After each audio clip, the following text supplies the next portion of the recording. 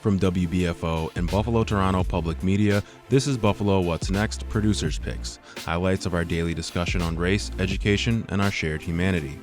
Today, wanted to open maybe a franchise on Buffalo's east side, and we were pretty much told that there wasn't a market over there. There is such a need to pump money into the economy here. It's a struggle. It definitely is a struggle. From a business point, we do need venues where small business owners can come together at an affordable rate. We look at Buy Black Buffalo initiative at the Broadway Market and chat with several businesswomen. Also, it does process in the sense of it motivates me to create the work even more so and get the message out there and, really flip some of these misconceptions upside down and tell the truth about who Black people are. Artist Julia Bottoms talks about the way people of color aren't being depicted in art.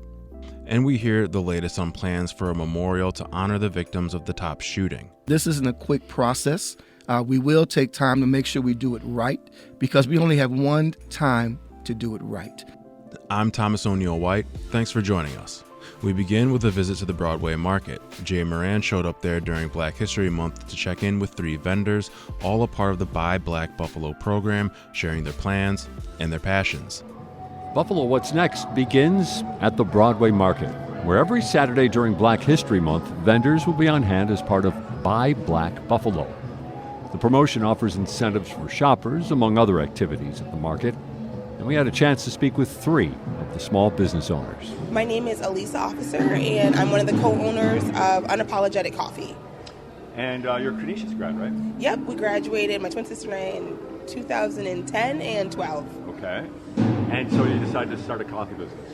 Yeah, it was one of those things where we said, why not? We loved coffee, but we recognized that there wasn't a lot of coffee on Buffalo's east side, so we decided to open up a location there along with roasting it ourselves. Okay. And how's it now? So you have a retail location? Mm-hmm. Yeah. We're online and we have a brick and mortar. We're at 1375 Main Street, and we've been there we just graduated our first year. Yeah? Yeah. Well, they say the first couple of years for a small business is really tough. How's it been? It's tough because you're learning everything. It's more than just your passion, right? So we're learning how to run business, how to work together as a team is very important to us. Putting our faces out there, being more in the community, we've always done that. But thinking of it as this is the brand in the community is very important to us. So I think our first year is really successful. We are very thankful for the support we've gotten. Yeah. Yeah. What's the hope for the business? I mean, is there? I know you don't want to take a day at a time, but I'm sure you have a long-term business plan. And all that kind of stuff. Goodness! If I was to tell you our hopes and dreams, it would be to grow our own coffee ourselves, really, roast it all, and that's serve it out. You can't just do it. Buffalo, yeah, you can't do it, but we have some hopes to maybe one day, be the producers of our own coffee as well. If I was telling the biggest goal we had, but also just bringing more of that specialty coffee to Buffalo and recognize it in marginalized communities. It's very important to us that people understand that coffee is solely produced by Black and brown hands, and educating them on quality coffee and quality products. So if I was just say locally, but my biggest dream is to buy a plantation and grow my own coffee. Is there an ideal place for the plantation?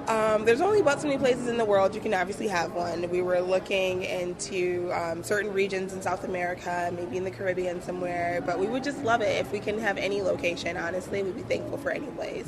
Have you gone to scout locations yet, or you're just kind of doing it online kind of a thing? Right now? Well, our hope was, we opened during COVID, so we really couldn't go anywhere. So the goal is to go to all of our farms and visit every single local family farm that we work with. Yeah, that's right. Let's talk about the places where your coffee does come from. So we get coffee from Peru. It's a collective of different farmers in Peru, a family farm in Brazil, collective of farmers from Colombia, collective of all women in Ethiopia, and then the Highland Islands in Sumatra is where we get our Sumatra from. In Indonesia, sorry. Okay. And it's called Unapologetic Coffee. Yes. There's got to be a story behind that name. Oh, there's always a story, right? So essentially my twin sister and I, we said, we wanted to open maybe a franchise on Buffalo's east side, and we were pretty much told that there wasn't a market over there to have coffee. I know. And rather than just kind of kicking ourselves when we were down, we're you know what, we're going to just do this and stop asking for permission and just do it, and we'll ask for forgiveness later. And one day we were sitting there with a potential investor, and an investor asked us, are you sure you want your faces on it, the colors, the fonts? And I kind of just outwardly said, like, we're unapologetically black. Like, this is our culture. This isn't about color. This is our culture. And so if that's going to be a problem, then maybe this isn't an investor for us. And so my sister, like, in the background was like, that's the name. Awesome. So you're originally from Buffalo? Yeah, both of us, born and raised. So when you're talking about black culture, we're also talking about Buffalo black culture. Yes, right? absolutely. And would you say that, as you see it, that Buffalo's culture is a little different than other cities? Yeah, I mean, like, historically, we obviously know Buffalo is one of the most segregated cities, major cities in the world. But I think it's understated that African American culture is rich in history, and so we don't always give that credit where credit is due. And so we have such a strong culture within ourselves, and that we lean on our neighbors mentality, that people forget that that's very important to everyone. Like, we are the city of good neighbors. However, it's nice to feel invited to go everywhere in Buffalo, right? And I think that's the one thing that if I were to have my hopes and dreams is that everyone in the city of Buffalo can feel like they're comfortable in every part. That's our ideal world. Right. Now, I want to know, this is something we ask a lot on a show that we do. Mm-hmm. What does Buffalo need? What does Buffalo need? What would be your thoughts today? Buffalo needs people to start recognizing that we are in the Renaissance. We are not the 1980s city that we used to be. We kept it a secret for so long, but it's a hub. It's a tech hub. It's a cultural hub. It is a refugee hub that people need to start to recognize that we are not the little sister of New York City. And I think once people realize that, they're going to start to see what we all see, why we love to live here, why we, most Buffalonians leave and come back. There's something about it. Alicia Officer of Unapologetic Coffee. She was among the vendors as part of the promotion by Black Buffalo. My name is Lynette Elliott, and I am the owner of Essentials Body Care, LLC. We offer all natural skin and hair care products, all made by me with love from raw ingredients. We have sugar scrubs, we have whipped body butter, we have all natural soaps as well as body washes. We are here at the Broadway Market every Saturday for the month of February for Buy Black Buffalo. We also have a store located at 1585 Kenmore Avenue, Suite 108 in the city of Buffalo. We are located between Delaware and Elmwood Avenue. So you've given me a lot to go on there already, that's for sure, a lot of information, but I'm going to still try to come up with some questions to keep going. Sure. So what about your hopes for this event?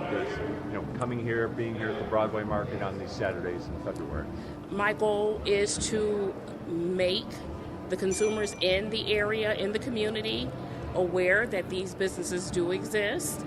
I also want to be able to give back to the community, since my business was started in this community through doing events such as this, to be able to give them a little bit of something and let them know we're here, we're catering to your needs, so whatever you got, we can do something with your skin, with your hair. We got something to cover all of those for you, and we wanted you to know that we're going to give back to the community that helped us start. So when did you start your business? I started my business June 13th of 2020. I started out doing vendor events. My first one was at Johnny D. Wiley Stadium on Jefferson and Bess, and it just took off from there. So took off. So small businesses can struggle early on, but you use the term took off, so you feel like you've done very well in your first couple of years. I have done well. I was able to open a brick and mortar in August of 2022, so definitely that. It is not without hard work, because it does take hard work and dedication and consistency. My husband and I packed up the car sometimes 2-3 times a week to do these events, and we got there early and we stayed late. We actually made flyers when the events were coming up. We got out there, handed out flyers, posted it on social media. So it did take a lot of work. So it took off, but it took off because of the hard work. And that's literally it. And it's interesting because as you're talking about packing up the car and getting the flyers out and all that, that's just one part of it. You make these products as well.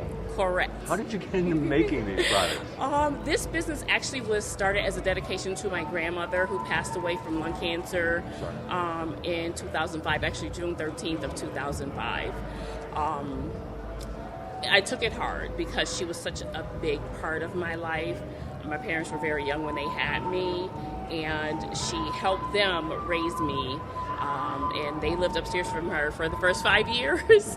So I was definitely my grandmother's baby. And she was big on skincare.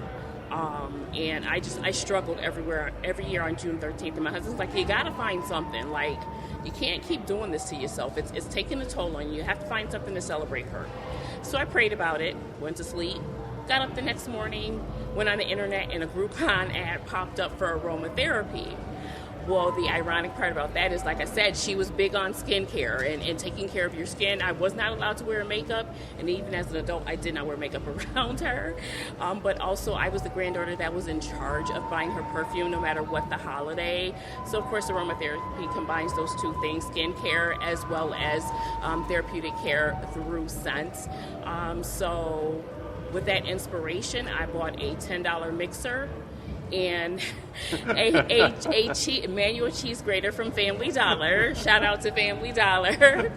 And I got these jars that you can write on with chalk, and I went in the kitchen and mixed some stuff up. And my closest friends and family, I dropped off bags to them and said, try this, let me know what you think. So they were brutally honest. The things that were really good, they let me know. The things that they would change, they also let me know. So I went back to the drawing board a couple of times, and literally we started out with 4 cents of body butter, and that was all we offered. So when I say take off, we not only are we now able to offer body butter, we do sugar scrubs, we do all natural soap, we do body washes. We also have expanded into the hair care, specifically for minorities and their hair textures and types. We offer hair growth serums, hair butter, hot oil treatments. So we have a little bit of everything for everyone. Did you say hair growth serums? Oh my goodness. This is our hair growth serum. Do you know, can you find anybody around here who might need a hair growth serum? I don't know. Let's keep a secret between us. We're not going to tell anyone. I wasn't going to say anything if you didn't say anything. Thank you very much. I appreciate you're very gracious, very gracious. So you know Buffalo well. Yes. There's a question we ask a lot of people. What does Buffalo need? It's a big question that can be answered a lot of different ways, but when you think about it, and I can see you're thinking about it, what does Buffalo need? First thing I'm going to say, first and foremost, is prayer. We need a lot of prayer. There's a lot going on that needs to be addressed. We need jobs. Back in the day, you had Bethlehem Steel, you had GM, you had Ford, you had those big union companies, and with those closing and downsizing, there is such a need to pump money into the economy here. It's ridiculous. It's a struggle. It definitely is a struggle. Gone are the days where the husband worked and the wife stayed at home and took care of the kids full time. It takes more than one income. It takes more than one good income. And when you're struggling making $15 an hour with 2 or 3 kids, it's not going to work. It actually makes people depressed and feel hopeless, and then they're ready to leave. And I have to take care of my family first and foremost. So if I can go move to another city and make double what I'm making here, that's the move I'm going to make. So if we put prayer back in things, if we put God first, and then if we pump some money into this economy here, Buffalo can flourish like it did back in the day. Lynette Elliott of Essentials Body Care. My name is Shawn, and I am the proud owner of Glamorous Embellishments featuring paparazzi accessories. I have jewelry that is $5. I have earrings for $5. I have necklaces that come with earrings for $5. I have bracelets for $5. And I have rings for $5. All my rings have stretch back. And I also have a signature line which is $25 for the necklace and earring sets. I see. Yes. So tell me, how did you get into this business? So back in 2016, I was Is that when you started doing that? Yes, Yeah. in Okay. 2016. I was out due to cancer, Oh. 2 bouts of cancer, actually. Wow. And I started doing this because I wasn't sure at that point what my quality of life was going to be. So I started doing this, and it's been great. To God be the glory. I rang the bell at Roswell in August for one of my cancers. I'm still seeing one oncologist, but I'm trusting God, and I've continued on this jewelry journey, and I love it. Yeah? What do you love about it? I love it because it's affordable, it's beautiful, and it makes me feel good. You can feel glamorous without feeling guilty for the price. And that's my motto. Feel glamorous, not guilty. Yeah. It's just the opposite of me. I don't feel glamorous, and I always feel guilty. Uh-oh. But that's another Well, story. no, we gotta work on that We'll work one. on that at the time down the road. So, you're originally from Buffalo? I am. Yeah? Yes. So what did you do before you got into the jewelry business? I actually still do. I work for the Board of Education. Fortunately, I was out longer than anticipated, again, not knowing what the quality of life would be, but I was able to return back to work. So I do a lot of vending events. I'm at the Broadway Market. This is my second season here. I'm here on Saturdays from October through Easter, and of course the 2 full weeks leading up to Easter. So this is my second season here, and it's just great to be here in the community and where I can supply a need for the community at a very affordable price. And what about it's under the umbrella, I guess, what, Buy Black Buffalo? Right. Ooh, tell me about that. I mean, what do you think So about it? Buy Black Buffalo is a great opportunity for minority business owners to showcase their businesses and for people to come out and support them. Unfortunately, and I won't say unfortunately, as it is, some of us minority business owners don't necessarily have a brick and mortar for our business. So this gives us the opportunity for people to come out, see what we have, take a look, see, smell, taste, touch, all of that good stuff. And then they're able to get our information and continue to follow us, once this season is over, this month is over. Yeah. And, of course, we know February is observed as Black History Month, but Black History is 12 months a year. I like to ask this question, especially over the last year or so. What does Buffalo need? You're from Buffalo. You're involved in a lot of different ways. What does Buffalo need? I think we need overall a little more caring and a little more compassion, but from a business point, we do need venues where business owners, small business owners can come together at an affordable rate, and be able to showcase their business. We may not necessarily have enough funds to have our own brick and mortar, but to have a place where we can all come together for a fee and be able to display our stuff would be great. And That sounds like a great idea. Great. Yeah. It would be great. Sean Thurmond is the owner of Glamorous Embellishments. A special thanks to her. Lynette Elliott of Essentials Body Care, and Alicia Officer of Unapologetic Coffee for taking time to share their stories. WBFO's Jay Moran. This is Buffalo What's Next Producers Picks, a second chance to hear important interviews on race, culture, and more. Up next, Dave Debo with NAACP President Mark Blue, recently appointed to head a commission to create a memorial to commemorate the top shooting of May 14th. Reverend Mark Blue is with us this morning. Reverend Mark Blue, President of the NAACP chapter in Buffalo. Thanks for being here. Thank you. Thank you for having me. Tell me about the commission process. I'm guessing it hasn't met yet because there are a lot of things you probably have to do. There are a lot of moving pieces, and one of the things that has to happen is individuals have to be approved to serve on the commission. That's from the governor and from the mayor, and we are in the final process of getting all of those pieces together and individuals, because it's important that we do this right, and it's going to take a little time to get it done, but we have to make sure that we are very inclusive and that the the individuals and the opportunity to have financing is available as well. So step one is maybe financing. Step two would be a site. Step three, design? Absolutely. But step one would be community. Okay. We need community involvement. This process will not be done void of the community. So it's very important that the community plays a role in this, and we will have dates soon to which we can have open forums with the community. I imagine as soon as your name was announced, people were knocking on your door saying, "Hey, Reverend, I've got an idea." The community, be it the area around the east side or more broadly all of Buffalo, I think they all probably have an idea of what they want here. And that's good. That's good because their input will help drive a lot of the decisions that we're going to be making. Also, part of that commission will be the families that have suffered through the trauma. And let me say that this trauma that we have experienced, this racial divide, this individual who came and disrupted our community, it's going to take some time for that to heal. So this isn't a quick process. We will take time to make sure we do it right because we only have one time to do it right. And that's what we want to do.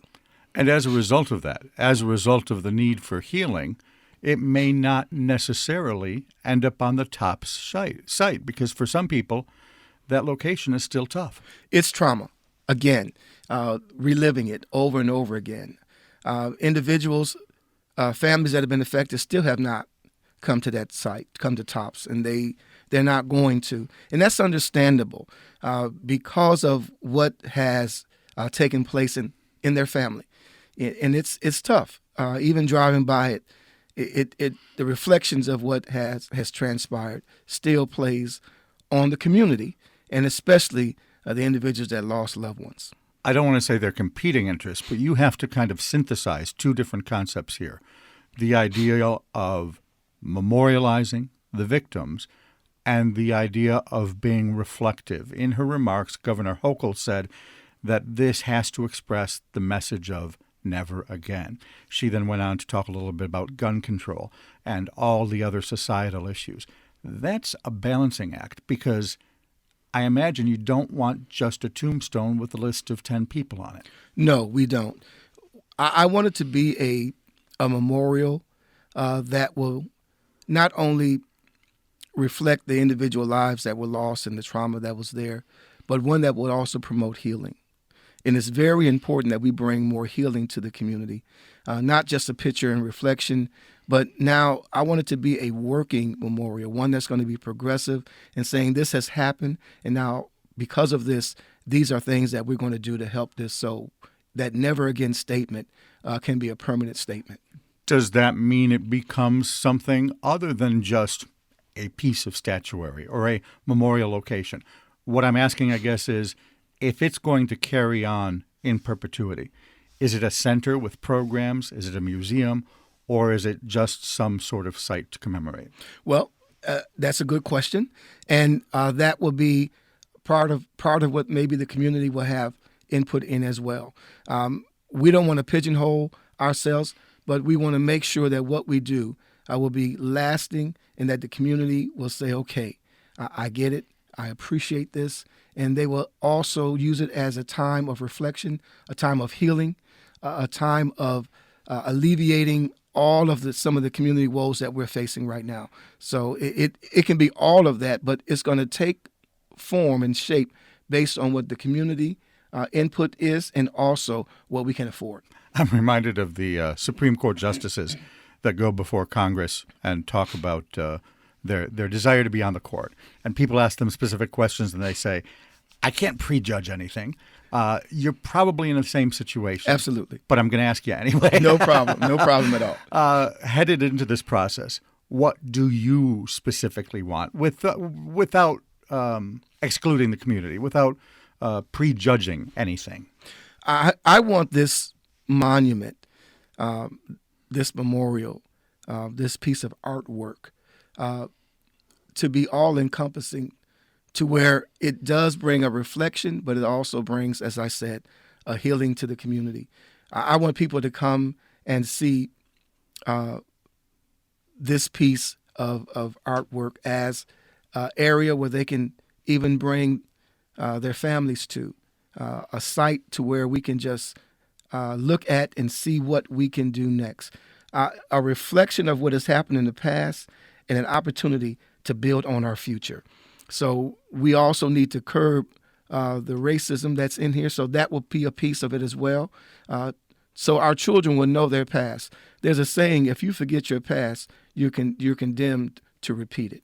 And we want to make sure that we use this as stepping stones to better our society, to better the East Side, to better all of Buffalo. So I see that as part of being the vision, and it's just taking shape when everybody comes together. But I do see that as what I would like to see as this memorial continues to go forward. Take me through the process. Step one is, you said hearings are about to occur where you get community input. Step two, I imagine, is once you have a bit of a concept, then you have to raise money according to the size of that concept. Right. Not just, we also need an architect, which will help us in knowing, after we compiled information from the community and from the commission, an architect will also be there to help us take shape and form of what this needs to be. And we'll be continuing to raise money based on what the concept is. So once we raise the money, then we also have to get a site. Now, what the site has not been selected, but we do need a site, and we also need to know the parameters of the site so the architect can have that in the concept of what we come together to present to the architect. So we have interviews, we have open forum. We'll sit down at the commission and we'll go through that, and we'll look at an architect, look at a site, and it could be site then architect, but one or the other. Yeah. But we also need the finances to make sure that it happens. Any idea how much that effort's going to cost? No. To be honest, no. We don't know. And I would be premature to put a figure on that. But we do know that the governor Hochul and Mayor Brown have both committed to be a part of the process and to raising the needed funds to do the work. So without any firm commitment of dollars yet, we don't know amounts, but we can at least envision a pot of money from the city, a pot of money from the state, and then a variety of contributions from the community. From community and business, yes. Okay. Yes, because there are some individuals and some businesses that are waiting to contribute. And they've been asking me, and we're finalizing that step. We're going to be finalizing that step so I can go back to them and let them know where they can make their contribution. Are there any fears that the corporate donations could influence the project? No, there aren't. And as the head of the commission, I will do my best to make sure that does not happen, because we need to look at what's going to help our community and what's going to be a lasting effect on our community. And I don't believe that corporate contributions will play that type of role. I believe they're going to be giving from the kindness of their heart to do what is needed and to do what's right. This is an opportunity not to play political games. It's an opportunity not to say I've given the most. It's an opportunity for everyone to do what's right. Community hearings, fundraising, site acquisition or location, and then design. How long of a process is this? When would you ideally, knowing that everything slides, when would you ideally want to see shovels in the ground? If I had a magic wand, it would have been tomorrow. But I don't, and we have to let the process take care of itself. And I would be remiss in giving some type of guarantees, because we need to know exactly what we're dealing with. And I don't want to give any unrealistic expectations, because that would be wrong as well. And people will be looking at this date and saying, you said. Yeah. But we need to take our time and do this right. We only have one time to do it right. And with the funds that will be generated, we want to make sure that we're good stewards over what we have been entrusted to do. Is there anything you are worried about in the process, something that you think could happen and that you want to make sure absolutely doesn't happen? Well, that's why you take your time to get it done, and you allow all of the pieces and all of the individuals to be a part of the process. My fear is that we haven't heard everyone, and especially from the families, especially from the community. We want to make sure that we hear. I want to say, I hear you. And from this is a concept of what we heard.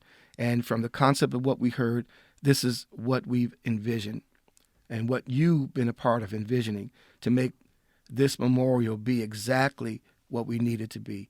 One that will be healing, one that will be reflective, and one that will be aggressive to help us never forget what has happened in the past, and let's do something so the past does not happen in our future.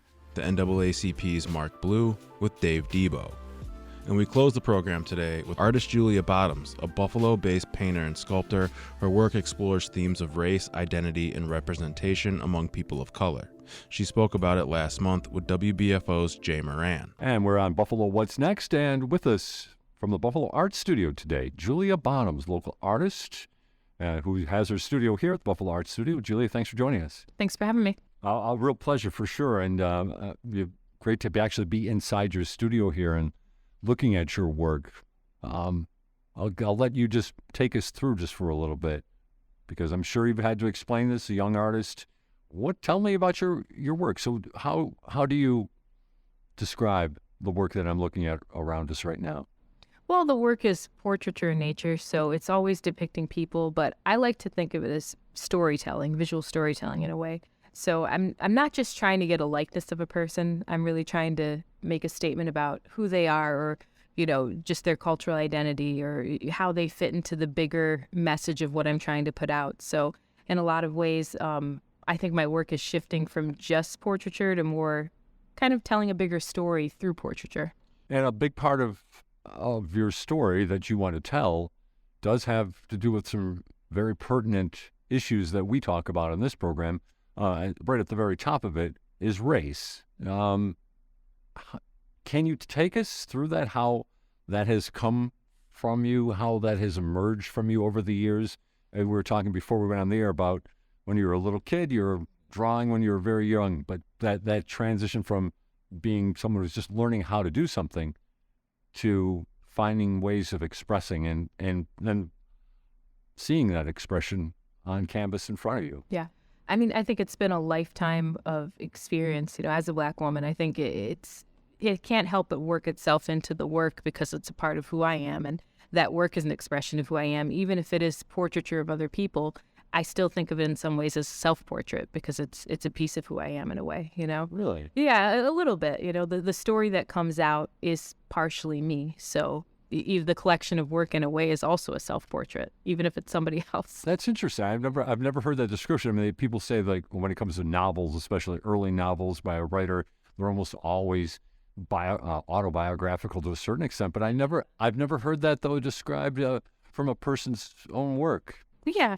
Well, that's the way I feel about it. I mean, it's certainly not representing me, at my face, but I think there is that part of me that's trying to say something with the work. And so in that way, it is autobiographical. It's speaking about what's on my heart and what's on my mind. And the models it's super important that I tell a story about them.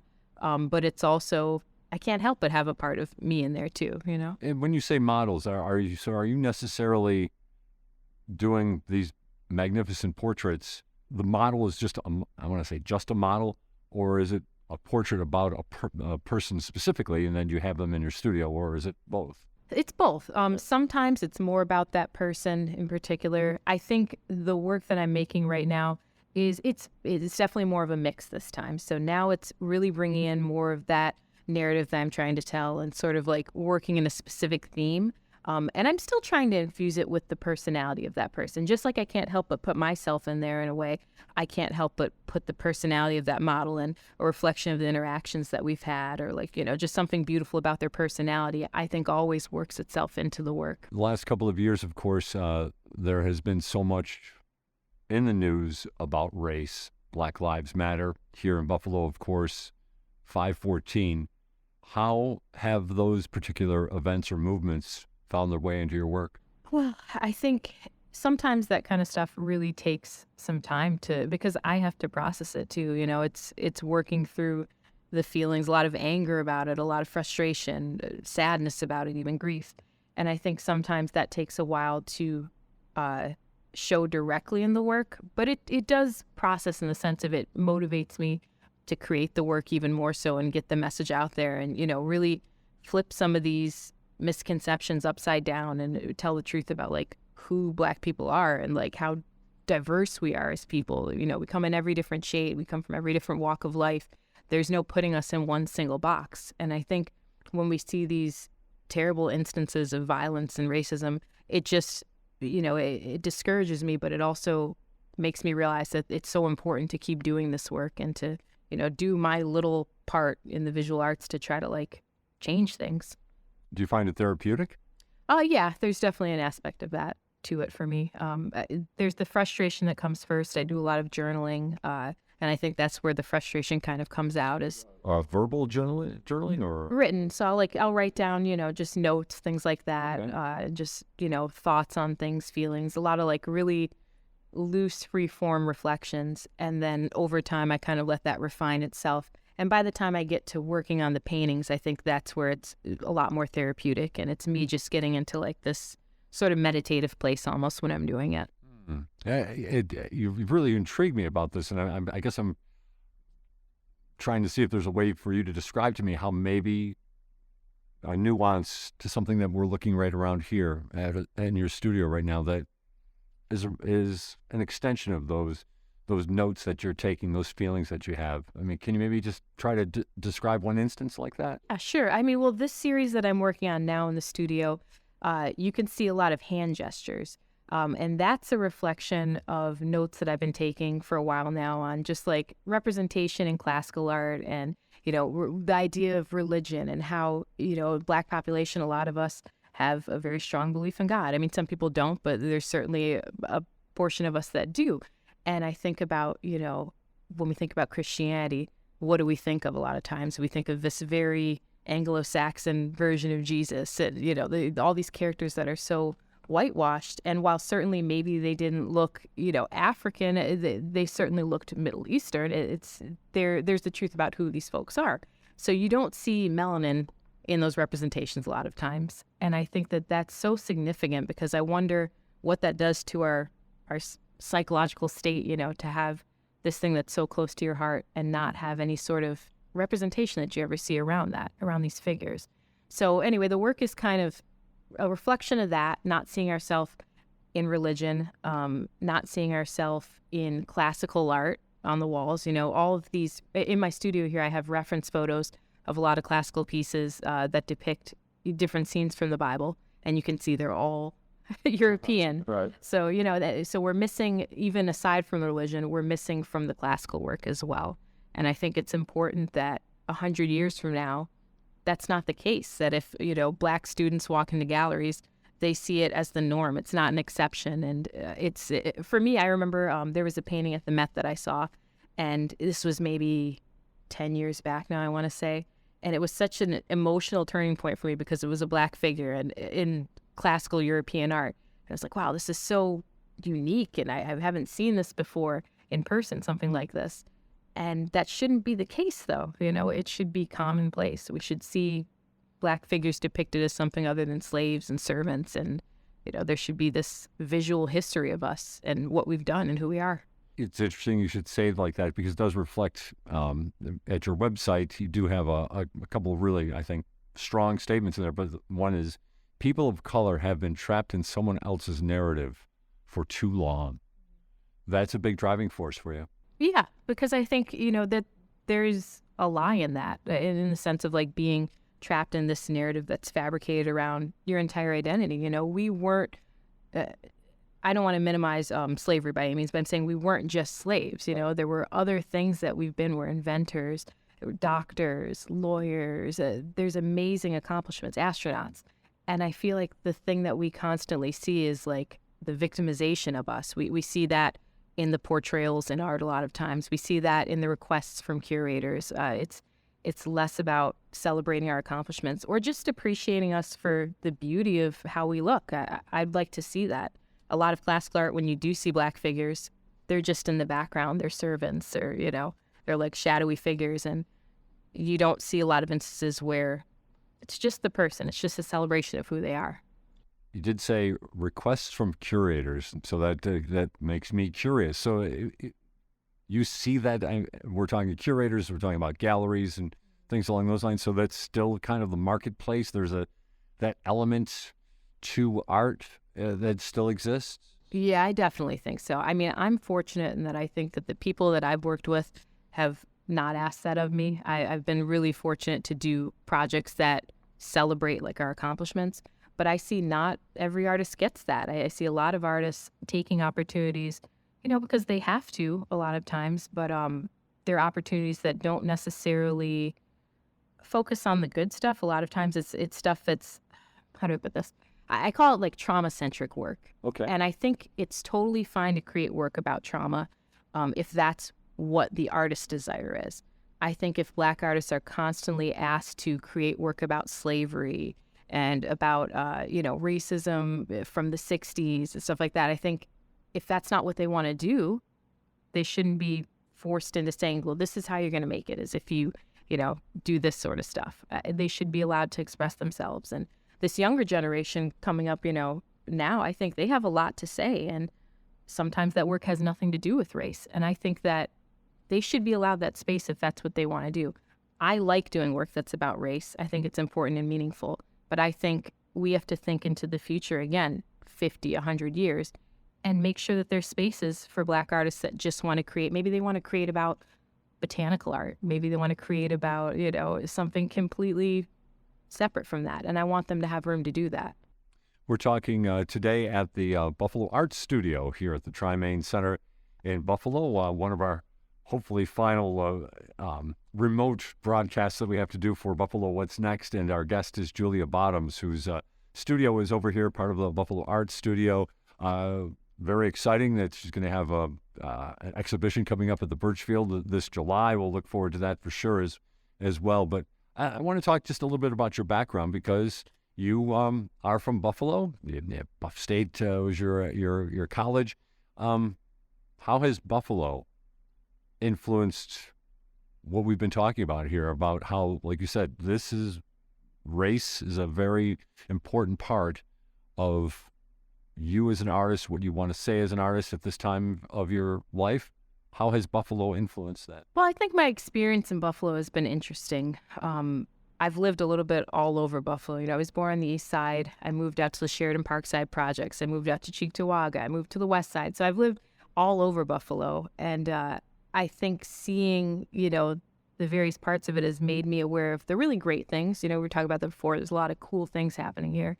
But there's also division. There's a lot of... Buffalo is one of those cities where the racial divide is so present. It's so visible in some ways. For all the wonderful things about us, that's one of the things we really need a lot of work on, I think.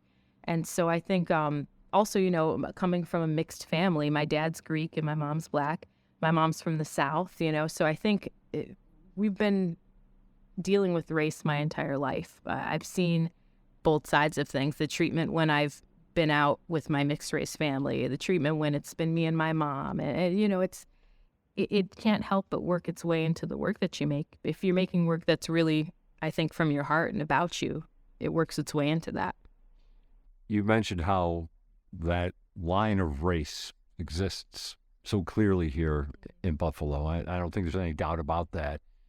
Are there spaces, though, where you find that breaks down, that where it's more permeable, for lack of a better term, the line of race is I want to say not existent, but maybe it's a little easier space to be a Black person interacting with white people? Well, I mean, I will say here at BAS, this is not just because I'm here at the studio. It's not a shameless plug.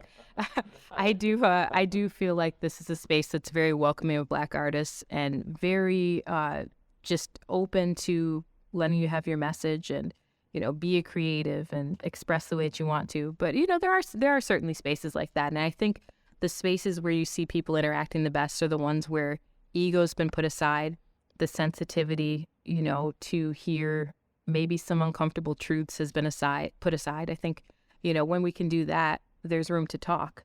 If people don't get too sensitive, and can just kind of like hear you out and hear like, hey, this doesn't mean that you're a terrible person, but there's work to be done.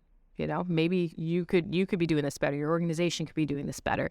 And I think when people are receptive to that, it creates an environment where change can happen. Do you think it's improving in Buffalo? Oof, that is a tough question.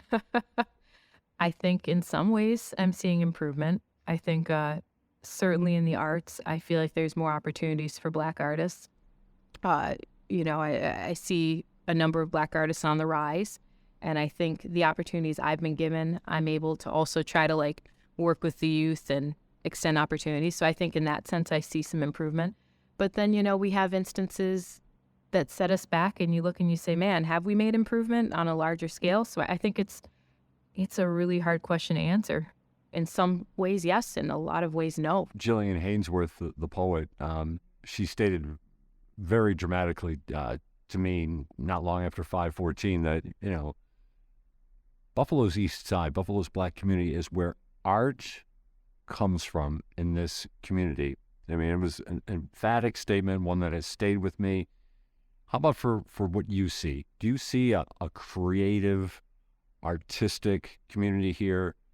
Maybe not, and to take it a step further, maybe not necessarily fully nurtured at this time. What are your thoughts about that? Like on the east side, is there? Yeah. Oh, definitely. I mean, I think that's where we really see a divide in resources. I'll say that. So we could just kind of touch on that a little bit. I think there's so much talent. There's so many talented Black artists. I just did a showcase just like 2 months ago, I want to say now, with Box Gallery, highlighting some up-and-coming artists.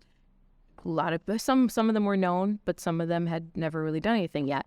And it's like, how is this talent unrecognized? And I think when you go into the East Side, you may find a ton of talent, but there's not the opportunities being extended there. And maybe that's because some folks aren't necessarily getting into, the same programs as somebody that's had resources all of their life, to get into different programs, if that makes sense. Sure. No, absolutely. Absolutely. So there's a lot out there to still be found. Yeah. And I think that's why, those of us that are in the arts and do have some sort of influence or platform have to be mindful to like say, okay, where else in my community can I extend those opportunities, and in what ways can I be of service to my community, and sort of branch out and say, who are these other artists that maybe haven't gotten that platform yet and deserve a moment with that platform. Did you have a mentor or patriarch, for lack of better terms, that was like that for you maybe a little bit coming up? Yeah, I mean, I was lucky that I've had a lot of great teachers, to be honest. Like Carol Townsend over at Buff State's been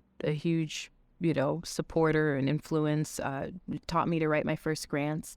Candace Masters has been amazing over there. And I've had a lot of really, really wonderful teachers. So, and of course, the ladies here at BAS have always been supportive. So it's been a lot of people rooting for me. So in that sense, I think that that's not the norm. We're lucky if we get 1 or 2 people on our side in life. So I feel so fortunate in that sense. I've had something that not a lot of people get the privilege of having. Looking back at origins a little bit, I mean, have there been, or maybe there still are, those artistic doubts that, this is not going to happen. I'm not going to make it. Have you had those, and what do you do to get through? I think I've always known that I was going to be an artist, and I think maybe for me that's because I'm not defining it on whether or not what my income is for the year. Like, I was an artist when I wasn't making income from it. I'll be an artist if I can no longer make income from it, because I'm going to continue to produce meaningful work, that's coming from my heart. But I think that, when it comes to making the work, we're always our own harshest critic, right? It's you make stuff and you think it's, possibly good, and then you go back to the drawing board and it's like, oh, this is terrible. But I think I know when something's going to be good, and I feel like I know when something's not going to be good, if that makes sense. I was talking about the meditative quality of painting, and I find the older I get, the more I know the cues of when not to paint. And there's definitely in terms of moments, or yeah. I think there's times for me to just go do something else, even if I have a deadline coming up. Sometimes if I sit down and I paint and it's not the right headspace and I'm forcing it, it'll turn out bad. It doesn't matter how much work I put into it or how much I labor over it. It will not be what I want it to be, and I'll start over because I won't put it in something if I don't like it. So there's definitely like those cues to myself that I'm not in the right headspace and I need to just go do some laundry, do something else, and then come back to it later, you know, I think. But that's a lesson I've learned as I've gotten older. Sure. And a lesson maybe others could utilize as well. You're not just a painter, though, and you have quite the sculpture project on your plate right now. Tell us about it. So it's a sculpture of Shirley Chisholm. It's going to be honoring her outside of her mausoleum at Forest Lawn.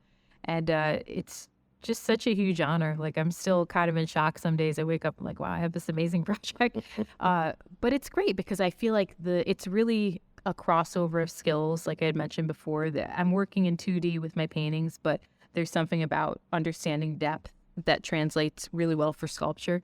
And I think I've been surprised at how natural it's felt in that respect, you know, and how much fun it's been just to work with a material that's not the norm for me, to, you know, work with my hands and see something take form in 3 dimensions. It's been really refreshing for me. And are you still finding that ability to put that nuance in that is expressive for you? Are you finding that? Yeah, I think a lot of that with this project came in sort of the early part of the work. So doing the sketch, the final sketch that I did and the preliminary sketches, doing the mock-up, the maquette that I did, a lot of that was kind of infusing the personality into it and making some of those creative decisions, like, you know, what kind of pattern is going to be on her dress? What's the pose? What's the, like, subtlety in the way that her hand is tilted? Like, that sort of thing. You think about that in the early phases, because I knew with this, once I got to the big phase, I didn't want to have to guess.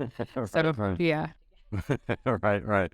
What have you learned about Shirley Chisholm through this process? You probably have learned quite a bit. I mean, just an amazing woman. I didn't realize that she was actually buried here in New York in Buffalo, for that matter, until this project came about. And just hearing like the people that have been on the panel, hearing their stories about her and like what an amazing woman she was. We already knew she was amazing from history, but just to hear, you know, their one-on-one stories, I think has been really powerful. Because you think about big figures and you think about how disconnected they can feel, but to have somebody have interacted with somebody personally is really incredible. And I think we're so fortunate to have that here in Buffalo. Well, we're talking with Julia Bottoms this morning on Buffalo What's Next. We're doing our interview at the Buffalo Art Studio, Julia's studio here. It's part of the Buffalo Art Studio here at the Tri-Main Center. Your Instagram is JOO_LEA, right? Okay, so if people want to check that out, they can check it out for yourself and see some images of your work. I also did find on there, though, a post from right after, I think it was right after 5/14, and you basically said in it that you needed to shut down for a while. Take us through that time for you. Yeah, I think, you know, as every Black person, I think, you know, you need a moment with stuff like that. You need to just have some time. You know, you can't immediately jump into, because I think the response a lot of times is going to be overwhelming frustration and anger, you know, and there's a place for that too. But I think for myself, I just wanted some time to sit with it and process and just, you know, feel all of the emotions, the disgust that I was feeling, the anger, the sadness, you know, and just the fear, you know, you hate to say that, but the fear that it instills, those are all very normal human emotions. And I think people need time to process that. And I think it's okay to take time to do that, you know. Thank you for sharing that, for sure. Your murals, you've done some really interesting murals, including over at the Freedom Wall. Some legendary historical figures like Frederick Douglass and Martin Luther King, Gloria Parks, Eva Doyle. You did Eva Doyle.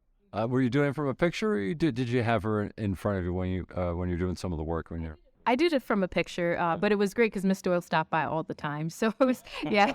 So I got a chance to, every time she stopped by, I'd take a little peek and look at it side by side and think, okay, I'm getting it. But that one, I think knowing that she was going to see it, I think was a lot of pressure for me too, because I'm like, it has to be right. It's got to be right. So, you know, that kind of spurred me on to make sure I did a really good job on that one. I'm sure you did a fine job. But what about, I'm interested about what your impressions of her were as you were doing your work. I mean, a wonderful woman, just, you know, somebody really who values the history of Buffalo and preserving it and telling our stories. I think that's exactly the type of person that I'm talking about when I'm saying we need honor those legends. We have to make sure that their story is told while they're preserving the stories of other people. So she, a phenomenal woman, and just very supportive too. I found when she came out, I really appreciated that. I'm sure she's busy, so having her stop by and Yeah, she's busy. She puts me on hold all the time. So yeah, she's definitely busy. Arthur Eve, you also did a mural of Arthur Eve as well, and talk about a legend. Most certainly is a legend. And yeah, well, he actually came to the Freedom Wall opening as well, which was phenomenal to me to get to meet this person physically as well. It goes back to that thing with Miss Eva Doyle. It's like, wow, we have these legends, and I get to see them in person and shake their hand and meet them.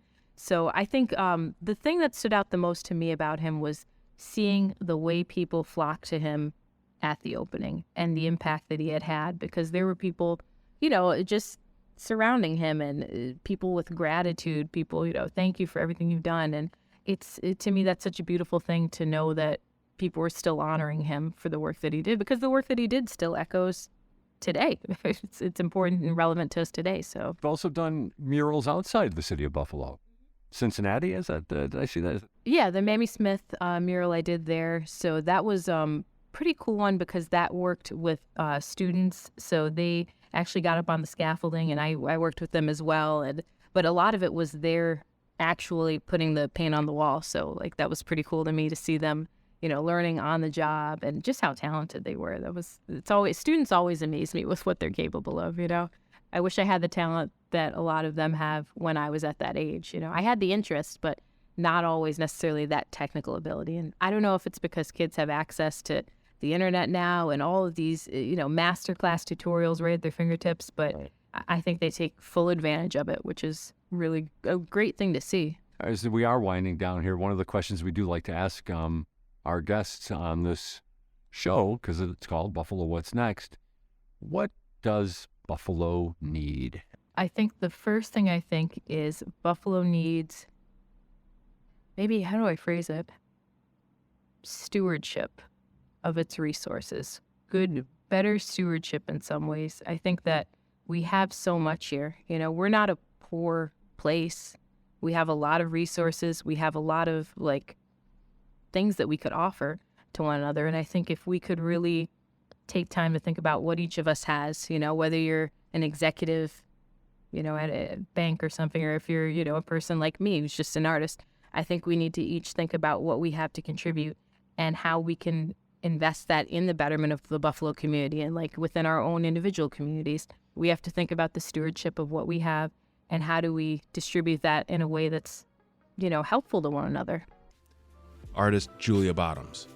If you missed any of these interviews or want more than just these highlights, entire interviews are online at WBFO.org. You can also listen live each weekday at 10 a.m. with a replay at 9 each night, or just subscribe to it as a podcast wherever you get your podcasts. I'm Thomas O'Neill White. Thanks for listening.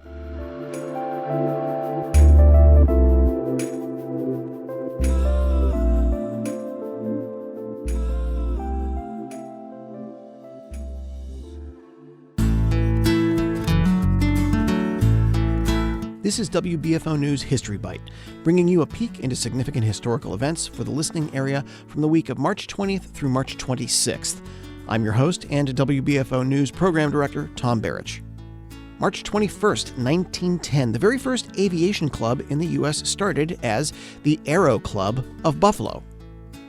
March 26, 1962, former President Harry S. Truman is given an honorary law degree from Canisius College. And this week seems to be a popular week for towns and cities being established, and there's a lot of them. March 20th, 1812, the towns of Concord, Eden, and Hamburg, New York are established. March 20th, 1833, the town of Lancaster officially got its start. The town of Cheektowaga, New York is established on March 22nd in 1839. Evans, New York in Erie County was officially established on March 23rd, 1821. The town of Brant, New York is established on March 25th, 1839.